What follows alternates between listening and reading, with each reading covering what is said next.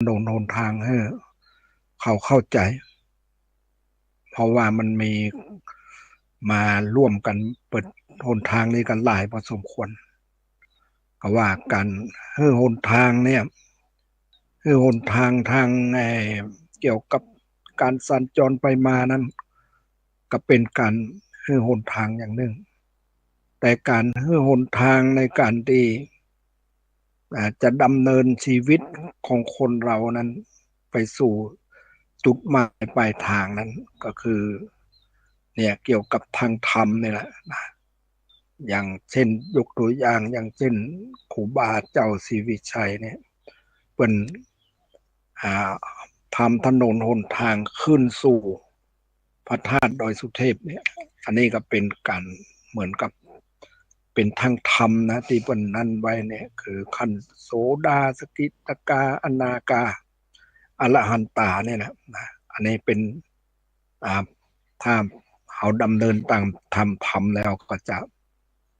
ไปแต่ความดับทุกข์ความพ้นทุกข์แต่ว่าคนเรามันยังบางทีก็ยังหลงไปคือว่าไปถือว่าตัวเราของเราเนี่ยถือเป็นอัตตาเนี่ยมันก็ยิ่งนั้นกันใหญ่มันบ่ได้มีการที่เปิดถนนหนทางให้ทางจิตวิญญาณขึ้นทางจิตวิญญาณนะไปสู่มรรคผลนิพพานอันนี้ก็เป็นเรื่องที่เราจะต้องศึกษาเอามาพิจารณาเมื่อเมื่อครั้งวันที่ตี 5อ่าตี 5 ธันวาเนาะตี 5 ธันวาเนี่ยก็ได้เนี่ยได้มีโอกาสได้พูดจากับผู้ที่มาร่วมงานในการเปิดถนนหนทางแล้วกับเนี่ยวันนี้ก็จะได้เอาเนี่ยนะธรรมะธรรมะนี่ก็อันนี้ก็คือว่าด้วยนะหมอชีวกโกมันพัฒน์เนี่ยนะอันนี้ก็บางทีก็ได้พูดไปแล้วแต่ว่าก็ต้องเอามานั่นแถมคือว่าอ่าฟังแล้วแต่ยังบ่เข้าใจชัดย่อมจะเข้าใจในสิ่งนั้นชัดครั้งนั้นแลเท้าเธออัฏฐโขราชาความว่าได้ยินว่าพระราชาทรงสดับคำของอำมาตย์เหล่านั้นแล้วมีพระราชดำริว่าเราไม่ต้องการฟังคำพูดของผู้ใดๆผู้นั้นๆกับพูดพร่ำไปหมดส่วนคำพูดของผู้ใดที่เราต้องการฟัง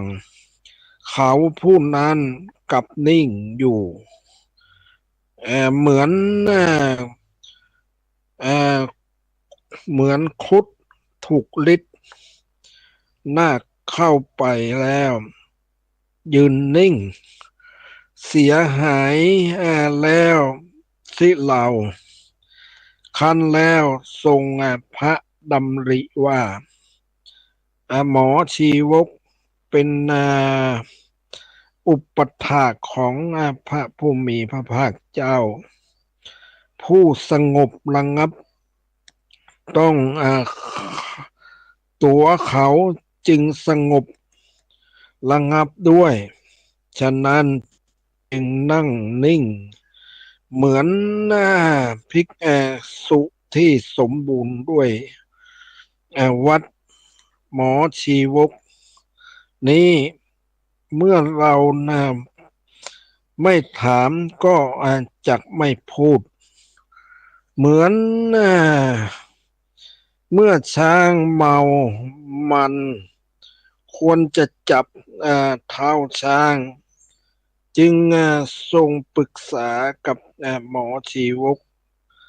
นั้นด้วยพระองค์เองเพราะเหตุนั้นท่านจึงกล่าวว่าเท้าเธอจึงมีพระราชดำรัส ในพระบาลีนั้นคำว่าทำไมเธอจึงนิ่งเสียเล่ากิ่งตุนฮีความว่านิ่งเพราะอะไรพระราชาตรัสถามว่าเมื่ออำมาตย์เหล่านั้นกล่าวคุณแห่ง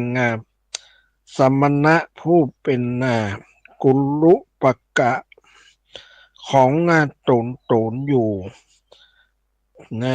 ปากไม่พอกล่าวสมณะที่เป็นกุลุปกะของเธอเหมือนอย่างของอำมาตย์เหล่านี้ไม่มีหรือเธอเป็นคน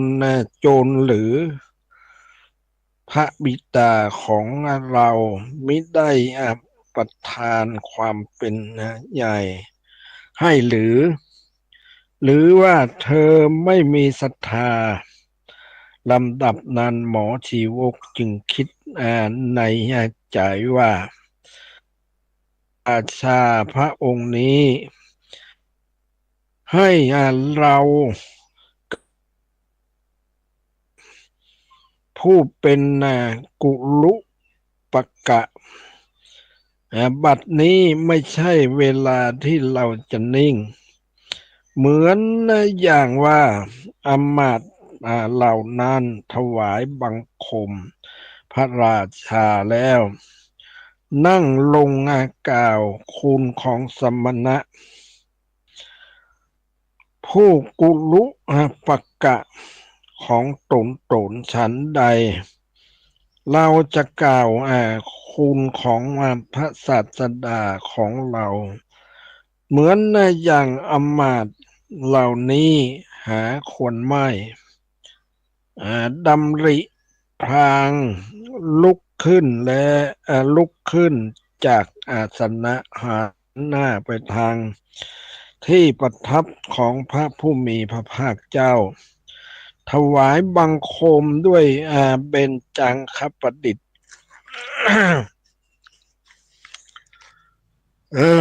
ประคองอัญชลีซึ่งรุ่งเรืองไปด้วยเมื่อประนม10 นิ้วหรือเสียนแล้วทูลว่าข้าแต่พระมหาราชขอพระองค์อย่าทรงเข้าพระทัยว่าชีวกนี้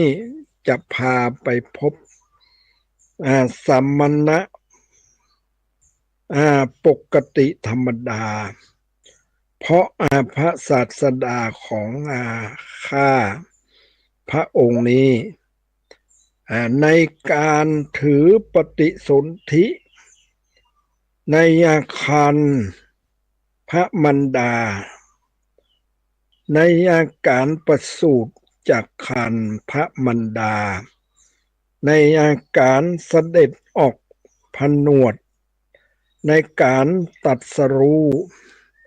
และในอาการประกาศพระธรรมจักรทั่ว10,000โลกธาตุเกิดหวั่นไหวควรข่าวทรงธรรมยมกะปฏิหารควรเสด็จลงจากเทวโลก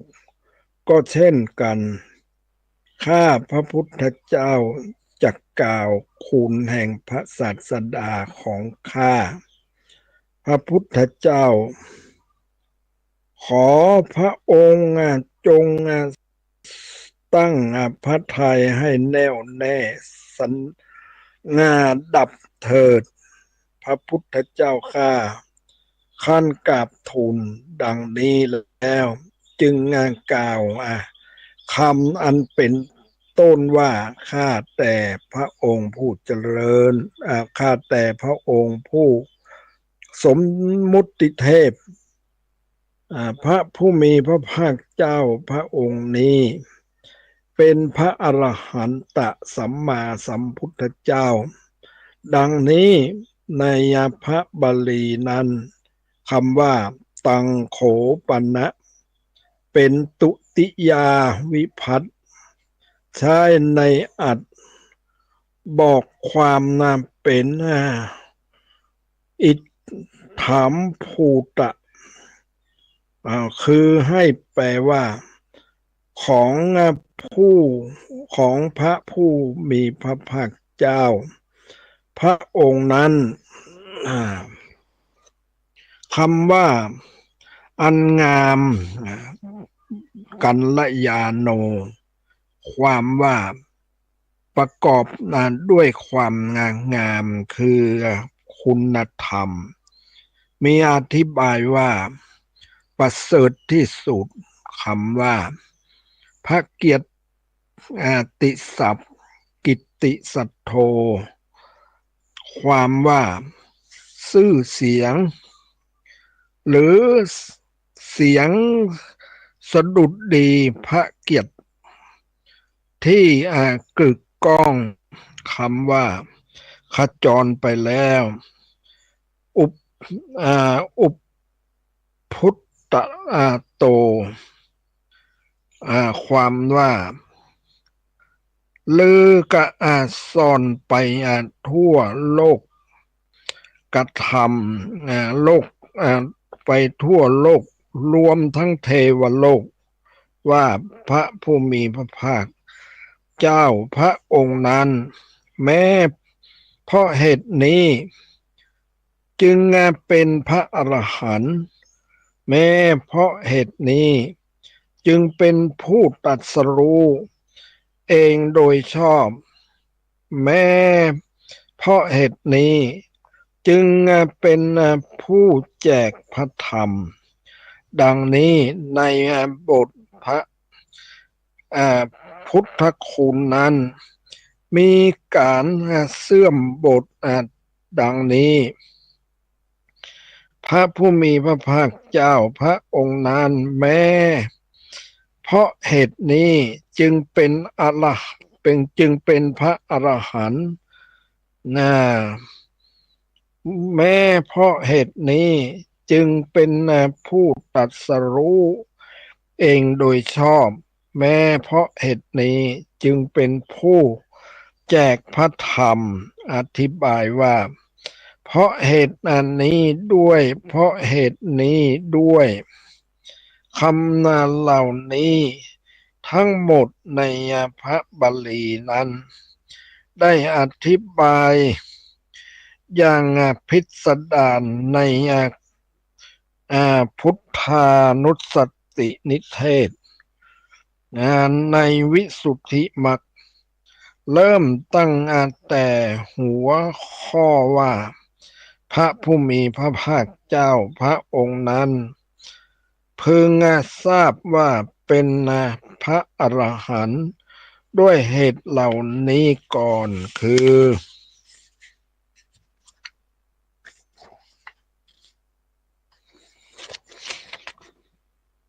ไกลจากกิเลสทั้งหลายหนึ่งเพราะหักกรรมมาล้อแห่งสังสารวัฏหนึ่งเพราะควรแก่ปัจจัยเป็นต้นหนึ่งเพราะไม่มีความลับในการทำบาปหนึ่งความพิสดารแห่งแห่งบทพุทธคุณเหล่านั้นจึงถือเอาจากวิสุทธิมรรคนั้นก็หมอชีวกสรุปพระพุทธคุณที่พระพุทธคุณทีละบทด้วยกราบทูลว่าข้าแต่พระมหาราชพระศาสดาของข้าพระองค์เป็นพระอรหันต์อย่างนี้เป็นสัมมาสัมพุทธะอย่างนี้เป็นผู้จำแนกธรรมอย่างนี้แล้วกราบทูลว่าขอพระ องค์ผู้สมมุติเทพโปรดเข้าไปเฝ้าพระผู้มีพระภาคเจ้าเถิดถ้ากระไรเมื่อพระองค์เข้าเฝ้าพระผู้มีพระภาคเจ้าแล้วพระทัยอาจจะผ่องใสก็ในพระบาลีตอนนี้เมื่อหมอชีวกทูลว่าขอพระองค์เสด็จไปเฝ้าพระผู้มีพระภาคเจ้าพระองค์นั้นเถิดดังนี้เท่ากับทูลว่าข้าแต่มหาราชพระศาสดาของข้าพระองค์ทรงมีเรี่ยวแรงและพลังที่จะกำหนดใจของคนทั้งหมดทั้งหมดเส้นพระองค์ตั้งร้อยตั้งพันตั้งแสนตอบปัญหาผู้ทูลถามได้ขอพระองค์โปรดไว้วางพระทัยเข้าไปเฝ้าแล้วทูลถามพระพุทธแล้วทูลถามปัญญาทูลถามปัญหาเถิดพระพุทธเจ้าข้าฝ่ายพระราชาเมื่อสดับคุณคาถาของพระผู้มีพระภาคเจ้าอยู่นั่นแลเพราะพระเพราะอันแลทั่วพระวรกายมีปิติห้าการถูกต้องตลอดเวลาพระองค์มีพระประสงค์จะเสด็จไปในขณะนั้นทีเดียวเมื่อพระดำมาริว่า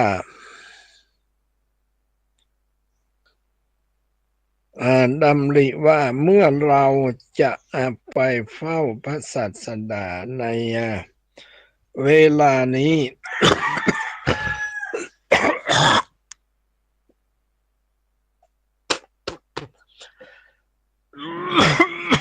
เดี๋ยวขอนึกเดี๋ยว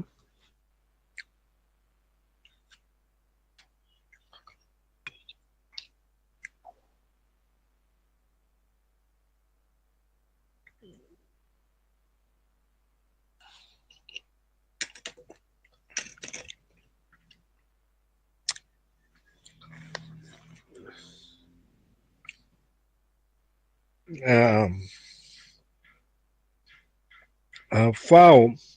และทูลถามปัญหาเถิดพระพุทธเจ้าข้า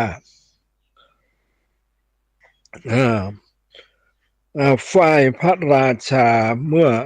ทรงสดับคุณคาถาของพระผู้มีพระภาคเจ้าอยู่นั่นแลทั่วพระวรกายมีปิติห้าประการ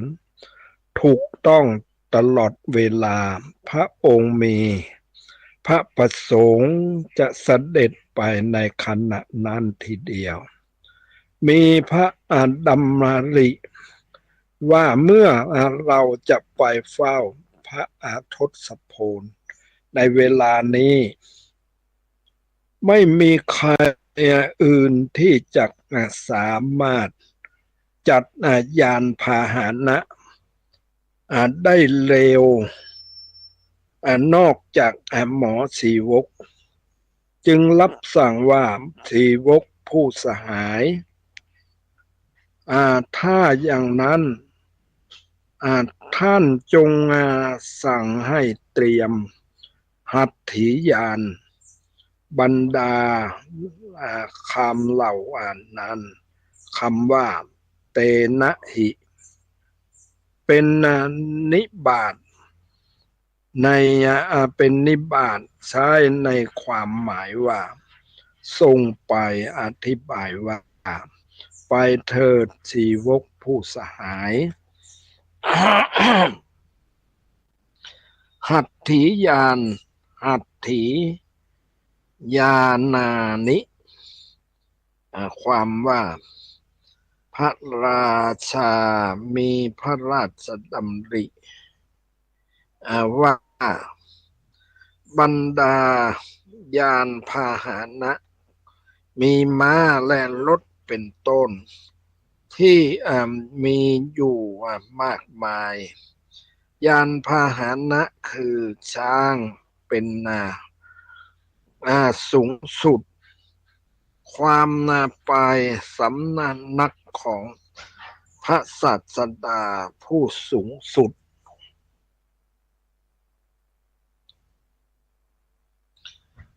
ด้วยยานพาหนะที่สูงสุดเหมือนกันและมีพระอันดำริต่อไปอีกว่าเพราะยานพาหนะคือม้าและรถมีเสียงดังเสียงของยานพาหนะเหล่านั้น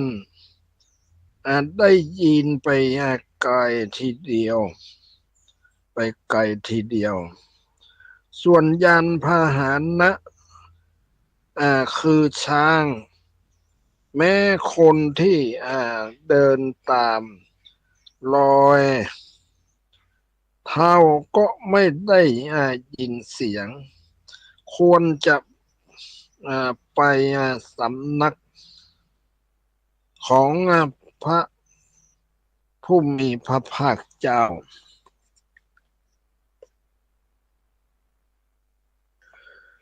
เงียบสงบด้วยยานพาหนะที่เงียบสงบเหมือนกันดังนี้แล้วจึงตัดว่าหัตถียานหัตถียานานิเป็นต้นคำว่าช้างพังประมาณ500เชือกปัญจมัตตานิหัตถีนียาสตานิความว่าช้างพังประมาณ500คำว่าให้เตรียมกับปาเป็ดตัวคือให้เตรียมเกยช้างคำว่าพระที่นั่งอาโลอาโลหะนียังความว่าควรแก้อาการขึ้นอธิบายว่าปกปิดถามว่าหมอชีวกนี้ได้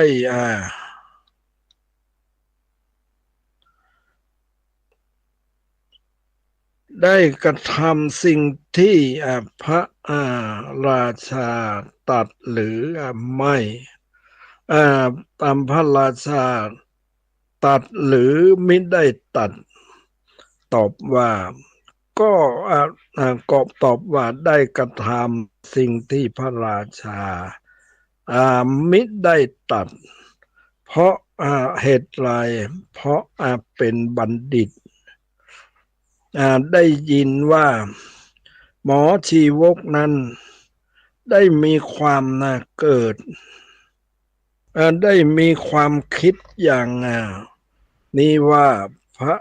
ราชามีรับสั่งว่าเราจะไปในเวลานี้ธรรมดาพระราชธรรมดาพระราชาทั้งหลายมักมีศัตรูมาก หากจะมีอันตรายบางอย่างในระหว่างในระหว่างทาง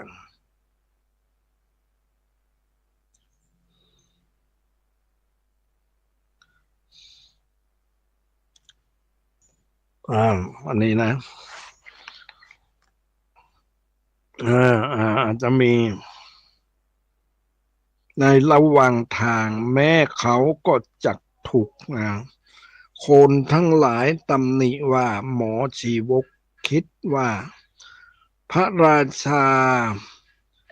เสื้อคำเราจึงพาพระราชาออกไปในเวลาไม่ควรแม้ถึงพระผู้มีพระภาคเจ้าก็จักถูกตำหนิว่าพระสามณะโคดมพระสามณะโคดมมุ่งประมุ่งแต่จะเทศไม่กำหนดการควรมีไม่ควรการควรวรคู่การควรไม่ควรแล้วแสดงธรรมดังนี้อ่าบ้างเพราะฉะนั้นเราจะกระทำอย่างนี้เราจะกระทำอย่างที่ข้ออดที่ข้อคอรหาจะไม่เกิดขึ้นแก่เรา และจะไม่เกิดขึ้นแก่พระผู้มีพระภาคเจ้าทั้งหลายพระผู้มีพระภาคเจ้าทั้งพระราชาก็จะได้รับรักขาอย่างดีแต่ต่อแต่นั้นพระอริยสาวก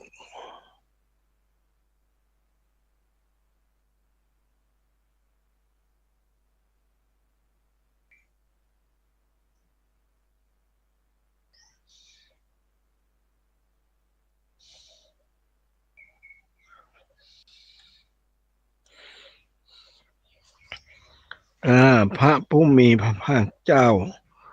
ก็จะถูกตำหนิพระสมณะโคโดมมุ่งแต่จะเทศไม่กำหนดการควรไม่ควรแล้วแสดงธรรมดังนี้บ้างเพราะฉะนั้นเราจะกระทำอย่างที่ข้อคอลหาข้อคอลหาจะไม่เกิดขึ้นแก่เราและจะไม่เกิดขึ้นแก่พระผู้มีพระภาคเจ้าทั้งพระราชาก็จะได้รับรักขาอย่างดีต่อแต่นั้นหมอชีวกคิดว่าเพราะอาศัยหญิงทั้งหลายภายย่อมไม่มีแก่ชายทั้งหลายพระราชามีหญิงแวดล้อมเสด็จไปเสด็จไปสะดวกดีจึงให้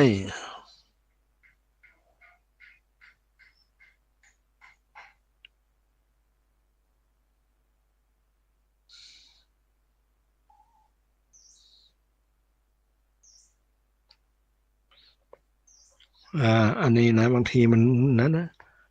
มันนางมันแค่ง่วงเขาซึมเนาะเตรียมไอ้เนี่ยต่อแต่นั้นหมอชีวกคิดว่า เพราะอาศัยหญิงทั้งหลายภายย่อมนาไม่มีแก่ชายทั้งหลายเพราะอาศัยทั้งหลายพระราชามีหญิงแวดล้อมเสด็จไปสะดวกดีจึงให้เตรียมช้างพัง500 เชือกให้หญิง500 คนปลอมเป็นชายสั่งว่าพวกเธอจะถือดาบและหอกชัดแวดล้อมพระราชาแล้วหมอชีวกยังคิดอีกว่าพระราชาองค์นี้ไม่มีไม่มีอุปนิสัยแห่งมรรคผลในอัตภาพนี้และธรรมดาพระพุทธเจ้าทั้งหลายทรงเห็นอุปนิสัยอ่าก่อนจึงทรงแสดงธรรมลาเอาละ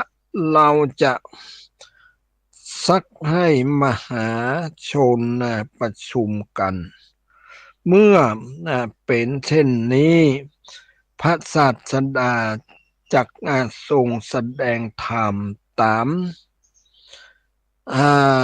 อุปนิสัยของใครสักคนพระธรรมเทศนานั้นจึงเป็น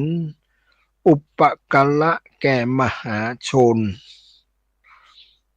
หมอชีวกนั้นส่งข่าวสารให้แก่ส่งข่าวสารให้ตึกให้กึกให้ตีกลองเปล่าประกาศในที่นั้นว่าวันนี้พระราชาจะเสด็จไปเฝ้าพระผู้มีพระภาคเจ้าขอให้คนทุกคนถวายถวายรักขาพระองค์ด้วยสิ่งมีสิ่งที่ตนให้มีอยู่ให้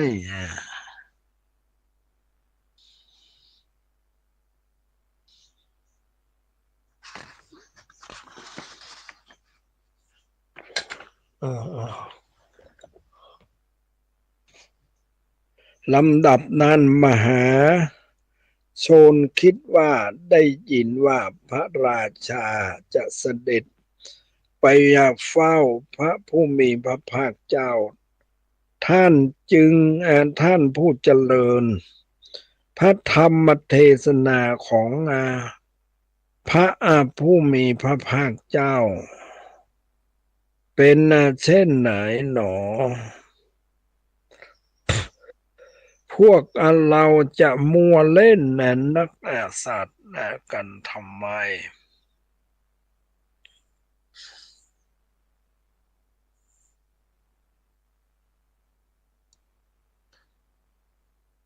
อันนี้ก็จบเต้าอันนี้นะมันยังมีอยู่แต่ว่าเดียวยังต้องก้อยๆนั่นอยู่ขอเชิญเสด็จไปขอเชิญเสด็จได้แล้วยัตสะธานิกาลังมันยัตมันยสิเป็นคำทูลเตือนอธิบายว่าเรื่องใดที่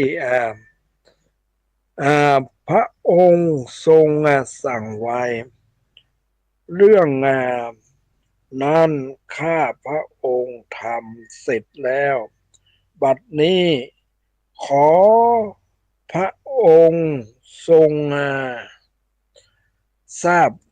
เวลาที่จะเสด็จเมืองไม่เสด็จ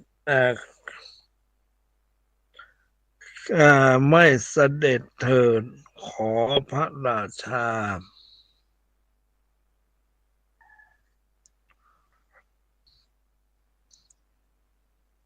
เนี่ยอันนี้นะมันเนี่ยเดียวอันนี้อยู่อ้าว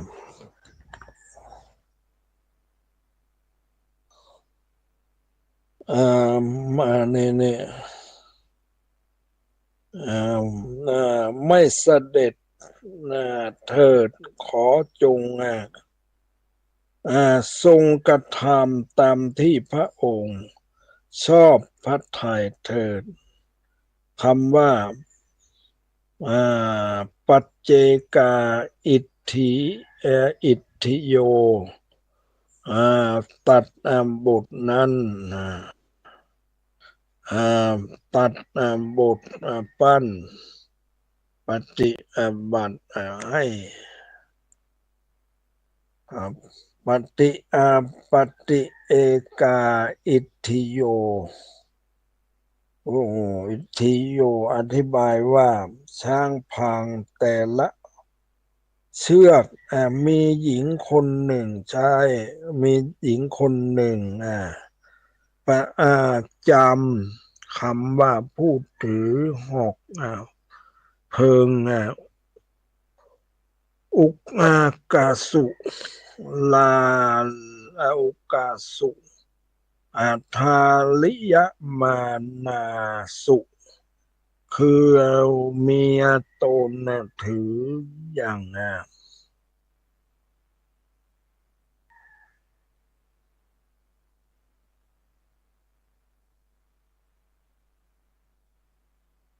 มันใครงงง่วงนะมันอันนั้นแต่ง่วงเนี่ยมันจะต้องนั่นดูแก้ด้วยไอ้ไรมันนั่นอยู่เอาละไอ้ปัดอันนี้นะในคำว่าปัจเจกาอิทธิโยตัดบทเป็นปฏิเอกาอิทธิอิทธิโยอธิบายว่าช้างพังแต่ละเชือกมีหญิงคนหนึ่งประจำคำว่าพูดถือคบเพลิงอุกกาสุทาลิยมานาสุคือเมียคนถือคบเพลิงคำว่าด้วยพระราชาอานุภาพอันยิ่งใหญ่มหัศจะราชานุภาเวนะคำว่าด้วยอานุภาพของพระราชาที่ใหญ่หลวงบาลีว่ามหัจจาก็มีความว่าใหญ่หลวงคำนี้ก็คำนี้เป็นลิงคะอ่าปริยายราชลิตเรียกว่าราชะ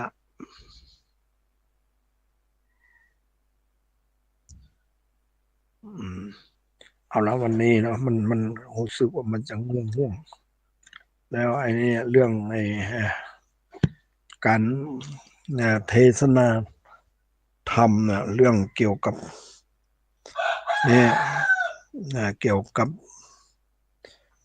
ธรรมะเนี่ยนะ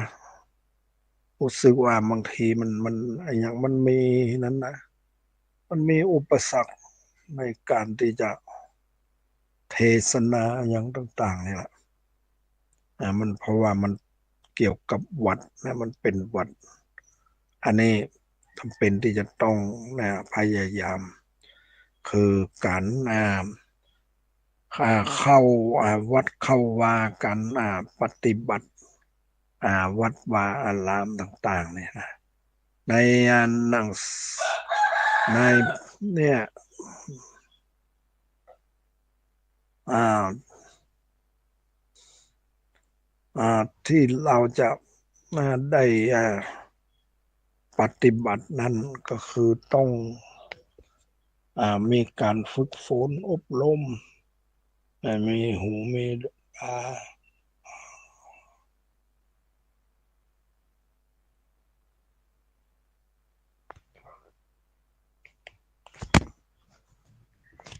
อ่าวันนี้มันนั้นนะต้องใจความอดทนหน่อยหนึง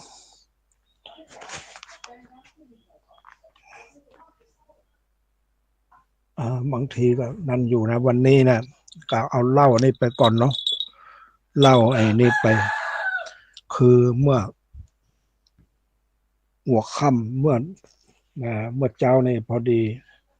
ตะวานี่มีท่านมหาลำไพก็โทรมาจากวัดมาธาตุว่าจะมานะว่าจะเฮ้อฝรั่งคนติดตามมาคือว่าเจอมาหรือว่ามาวันเที่ยงวันนี้นะแล้วส่วนท่านมหาลำไพแกจะมาประมาณ3 ทุ่มนี่จะต้องไปรอที่สนามบินมาอ่าคงจะมาร่วมงานนี่แหละงานไอ้ผูกพัทธสีมาแล้วก็จะไปงานพระราชทานเพลิงศพตีตังพนะอุบลหรืออำนาจเจริญกันนังพนนะอันนี้เป็นจะมีไอ้นั้นอยู่ไอ้เนี่ยเรื่องไอ้นี่แหละเรื่องเนี่ยเกี่ยวกับการเนี่ยนั้นต่างๆนะการปนก็ต้องออกมาจากไอ้วัดจากประเทศไอร์แลนด์มาที่วัดมหาธาตุแล้วแล้วก็มาที่นี่จะมาพักอยู่นี่จะนานหรือบ่นานก็ยังบรรลุเตื้อแล้วก็เนี่ยอันนี้เรื่องเนี่ยเรื่องเกี่ยวกับการเรานั่นการอ่าจะต้องมีการฝึกการอย่างไผโตอย่างอย่างคนตื่นมาหาเนี่ยไผก็เดี๋ยวรอก่อนรอก่อนยังกำลังออกอากาศยังแบบนั้นเด้ออ่าอ่าอันนี้เดียวกับไอ้นั้นนะแล้วทำไอ้นี่บางทีมันเวลาเต้นทำไปเนี่ยมันรู้สึกว่ามันง่วงมันอย่างมาแทรกเนี่ยนะมันเป็นยังไงมันเกี่ยวกับวัดโดยกันอย่างกาเนี้ยมันเข้าแทรกเนี่ย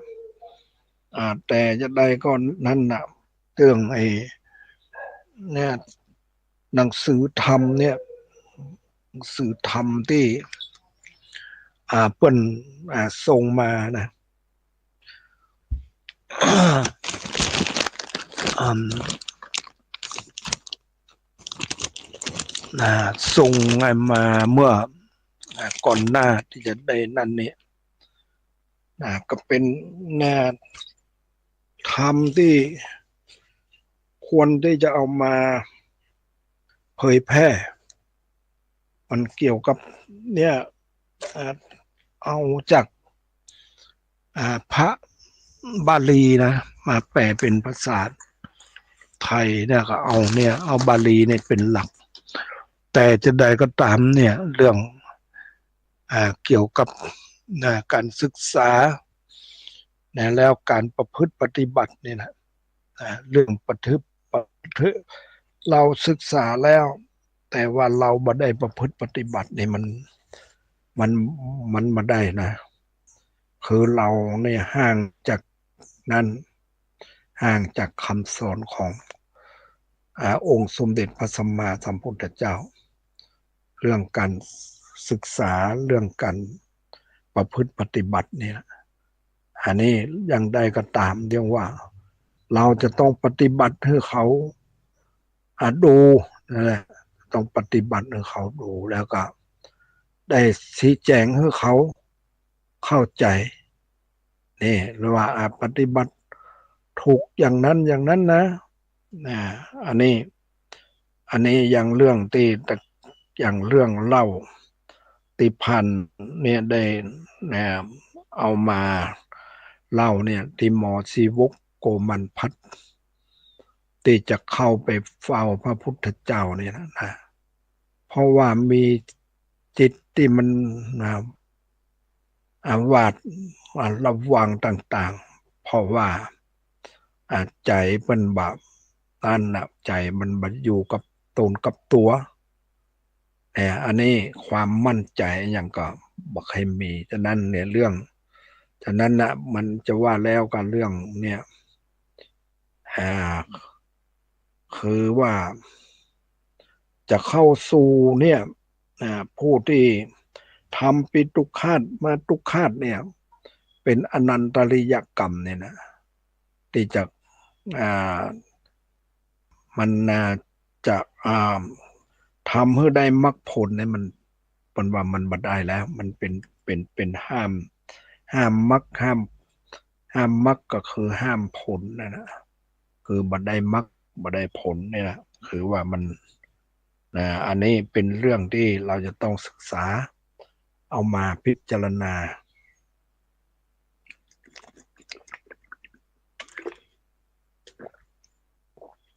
เรื่องไอ้เนี่ยแล้ววันนั้นน่ะวันที่วันอังคารที่แล้วเนี่ย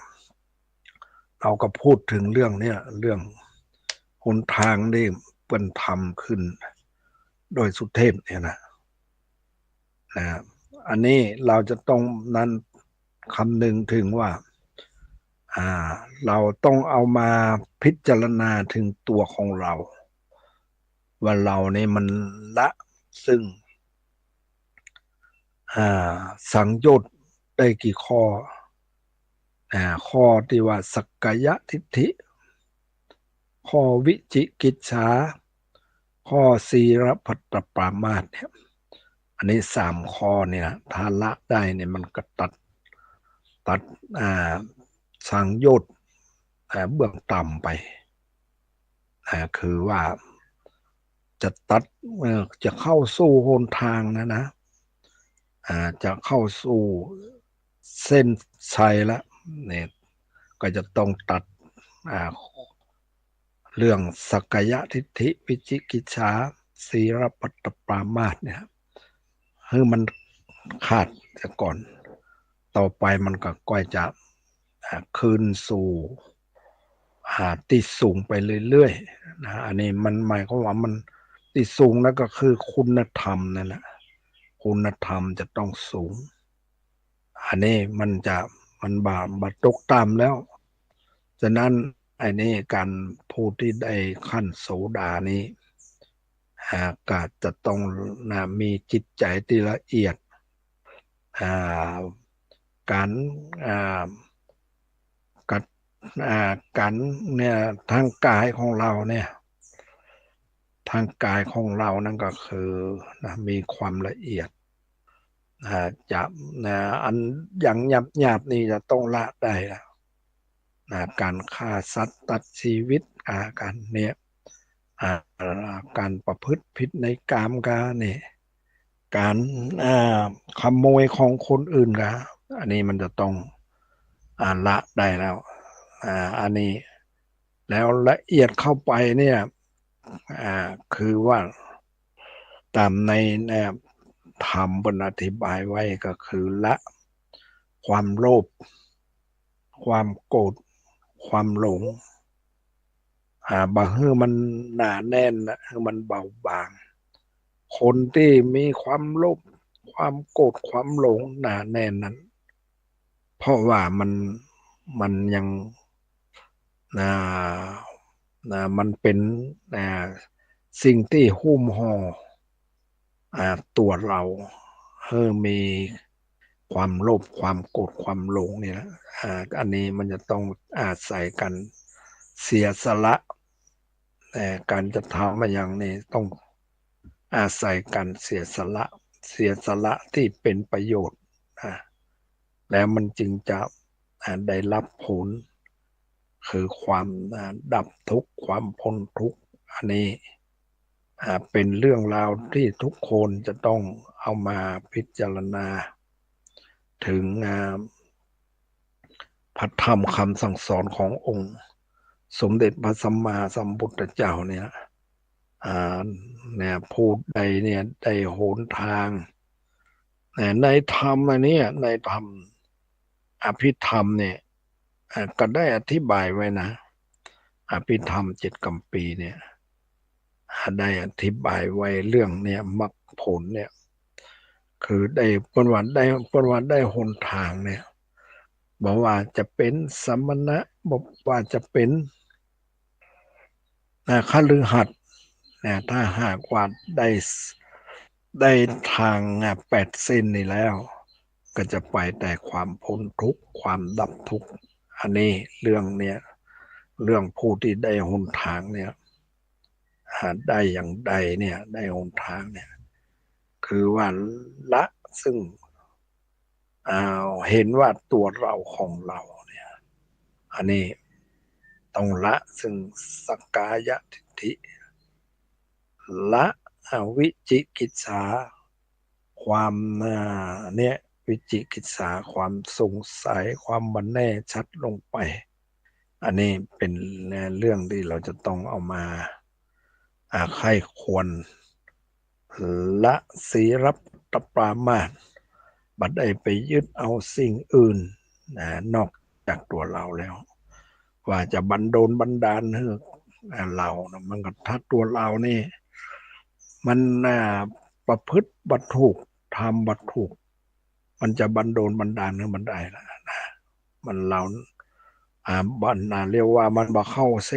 ส้นทางนะบัตรงไปตามเส้นทางอันนี้ก็เป็นที่เราจะต้องเอามาพิจารณา อันนั้นนี่มันก็คือความโลภความโกรธความหลงนี่แหละคนเราเนี่ยอย่างเราฟังข่าวต่างๆเนี่ยมันก็มาเกิดมาจากอะไรอย่างนะคือเกิดมาจากความโลภความโกรธความหลงนี่แหละไปหลงว่าตัวเราของเราเนี่ยไปหลงมัวเมาเนี่ยอันนี้อาจจะต้องอ่าเอามาพิจารณาฮะ